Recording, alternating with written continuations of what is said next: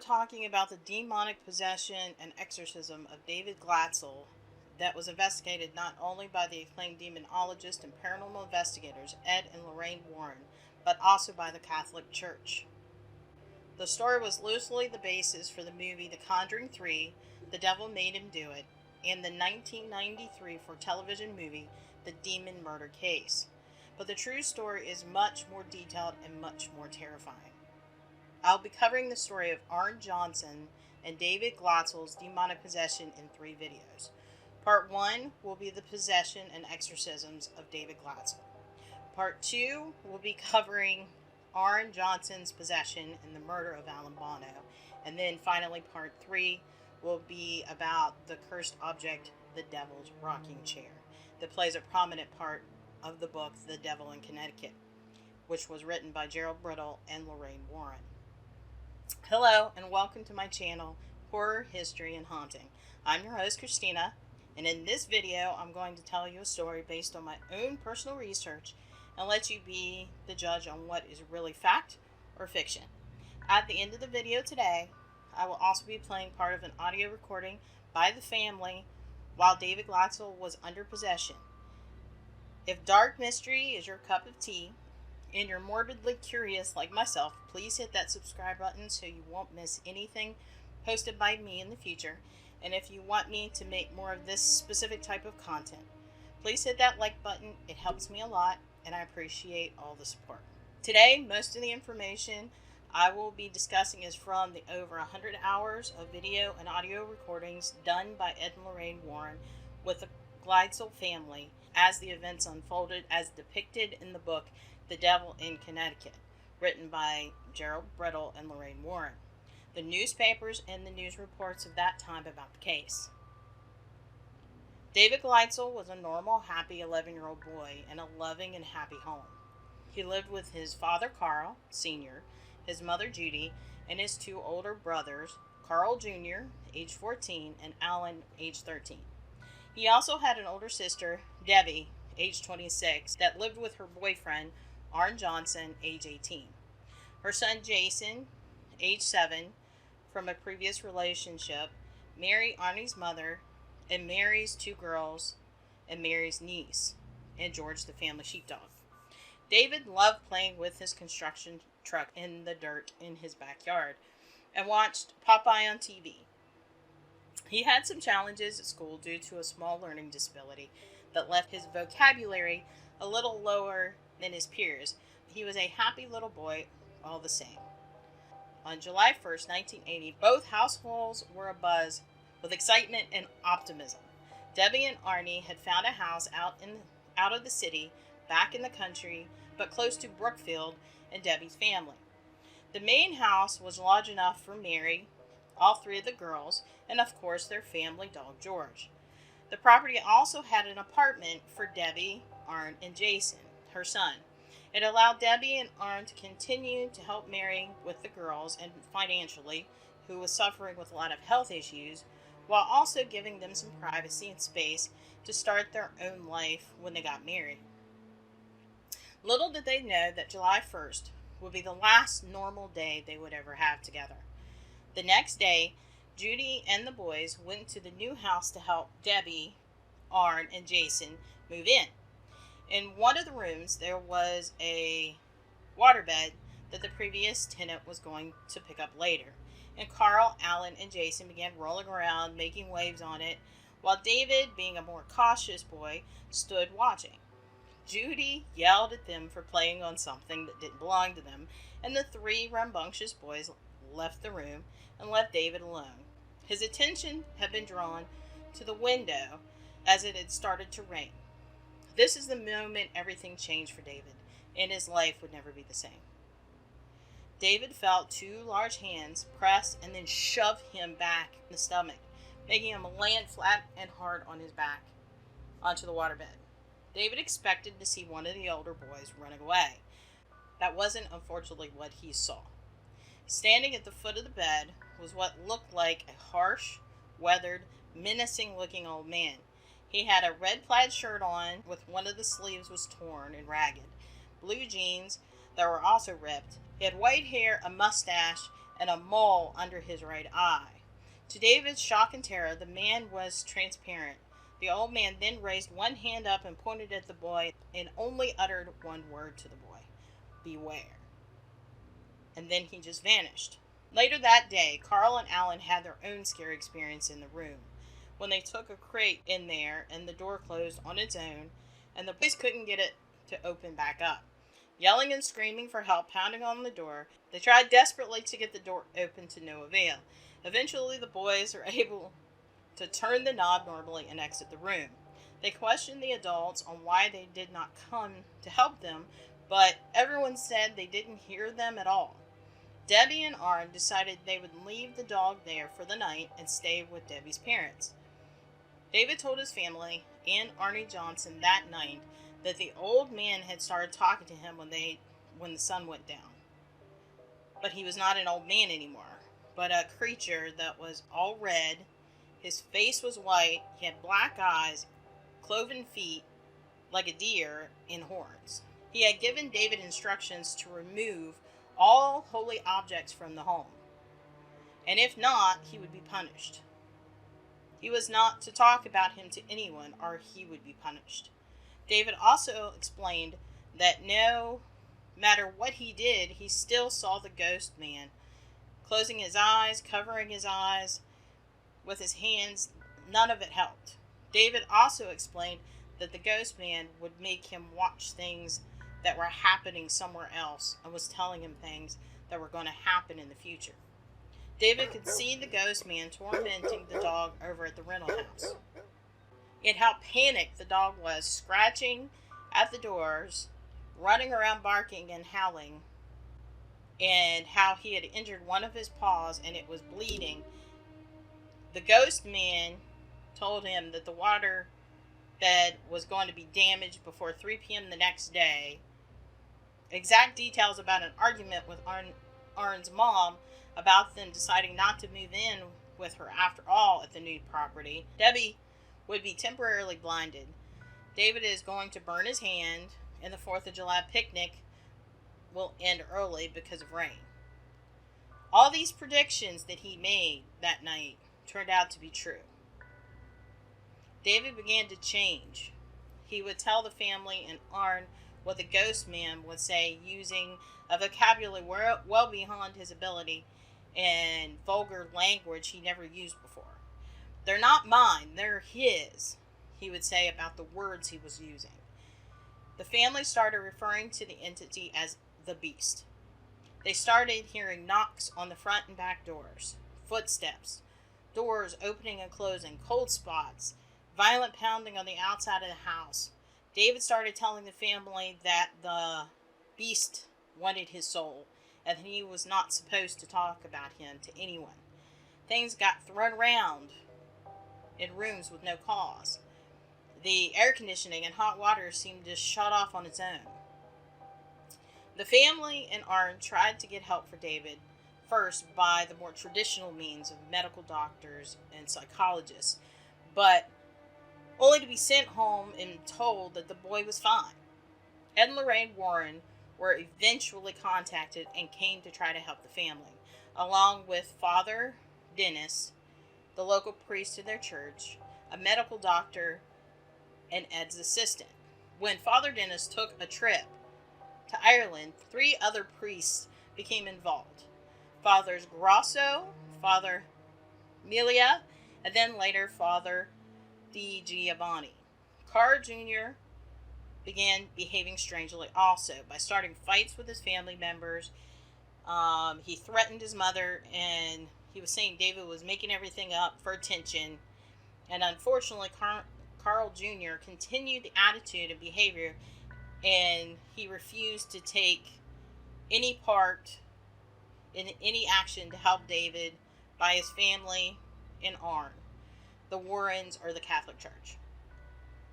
The more they tried to help with house blessings, personal blessings, holy objects, and candles, the more violent David's suffering at night increased, along with, as Brittle stated in his book, for hours, blasphemy, profanity, commands, demands, threats, predictions, wailing, screaming, and blood-curdling shrieks flowed continuously. And also, Brittle stated, the madness went on and on. Sometimes they spat out accusations so fast that David couldn't follow what they were saying. Sometimes he spoke in languages he didn't understand. That was when the beatings and the torture began on poor David. It would start when the sun went down, especially if they were talking about seeking outside help or getting rid of the beast. The family would have to witness and hear David getting at first slapped, punched, kicked by something no one could see. His body would get jerked and thrown around by each blow. It left marks, bruises, and swelling. David would get kicked or hit so hard that it would instantly make him vomit. David reportedly levitated 3 feet in the air from a prone position, his back to the ceiling, and then land on his feet and sprint away. He had also had his head twisted painfully 180 degrees by the entities. On July 6th, David explained that the beast brought 3 boxes with him this night to the Glatzels' home. 1 red one, a yellow one, and a black one. In them, he brought snakes that formed into something else, flies, and what the family would eventually call the beast's helpers. At first, there would be 2 that the beast would call by number. But soon, 40 more would come, totaling 43 demons, torturing poor David almost nightly. During 3 different occasions, during one of these attacks, David had stopped breathing, had no pulse, and started to turn blue. Only then he would come awake out of breath and gasping. David would also reveal sins and deep personal secrets of every member of the house. It was mortifying, she said, to hear David spew woeful, accurate details of sexual experiences and private conversations he couldn't possibly know anything about, according to Judy. After 6 weeks of continuous torment for the family, Father Francis Virgilat came to be the theologian for the Catholic Church on Sunday, August 17th, and they held a high mass in the home 3 days later on August 20th by the 4 priests. Alas, the family in Arne was only given 7 days before the activity came back with a vengeance. Metaphysically, David was stabbed, shot, clubbed, whipped. He also would speak backwards and sometimes Latin. When he wasn't being attacked himself, he would try to attack family members with knives and fire pokers. He once grabbed the steering wheel of the car and slammed his foot on the accelerator to try to wreck the car to kill the occupants inside. He would even pull a steak knife and try to stab his brother, Alan, in the stomach. Arne barely stopped him by grabbing his wrist. "I'll possess you for that," the entity screamed through David. Finally, the church agreed to exorcise David, but by deliverance on September 2nd, but not using the book Rituale Romanum, which has the true rituals of exorcism that has to be done by an exorcist specifically trained by the Catholic Church. A type of exorcism would be done, but it would be a different set of rites with no exorcism specialist to finish the task. As the day and time came closer to the exorcism, his behaviors increased. Just a few hours before the exorcism, David held his visiting grandmother by knife point. David's father had to grab his wrist when he was distracted, and he wrestled it away from David, and David started to act animalistic, growling, biting, spitting, and attacking everyone around him. The family and Arne had to tackle and hold David, eventually tying him to a chair with bed sheets to get him to the church for the exorcism. Once at the church, they untied him and sat him on the very first pew. When the reading of the beginning prayers had concluded, David tried to attack the priests and had to be restrained once again. Before the end, all had been kicked, hit, spit on, and bitten, especially the priests. At one point, a wooden-handled folding knife appeared in David's pocket, and when it was noticed, the demon inside of David said, "The knife is mine. I know what to do with it." The knife then vanished when Ed Warren had reached for it. According to the people there, the priests were able to exorcise 38 of the lesser helper demons. 4 remained, but Father David stopped the exorcism, fearing that the child would die if they continued it. After the exorcism, the child's possessive episodes and the physical attacks diminished by half. On September 8th, David was brought to the convent house. His mother, sister, and Alan accompanied him. Ed Warren went to the Glatzel's home and placed a blessed object in the home, a statue of St. Joseph, to protect the home and expel any entity hiding in the home. He then went to the convent to meet with the others for the second exorcism. The second exorcism took about an hour, and David and the family and Arne were able to get a small break of peace, but on 12:30 a.m. on September 9th, David was under possession again. It was a 10-minute battle that took both Carl Sr. and Arne's combined strength to restrain David to the floor. All 4 priests were prepared for this. They started the third exorcism. It took almost 6 hours. The entity that possessed David fought with everything it had, and the priests fought back equally. Finally, at 6:15 a.m. in the dawn of September 9th, the possession of David Glatzel was over. As Ed Warren stated in Brittle's book, the result of these deliverance procedures was to stop the entity from possessing David. But the thing was not bound and expelled. It remained free to possess another. Disaster was not stopped. It was only deferred.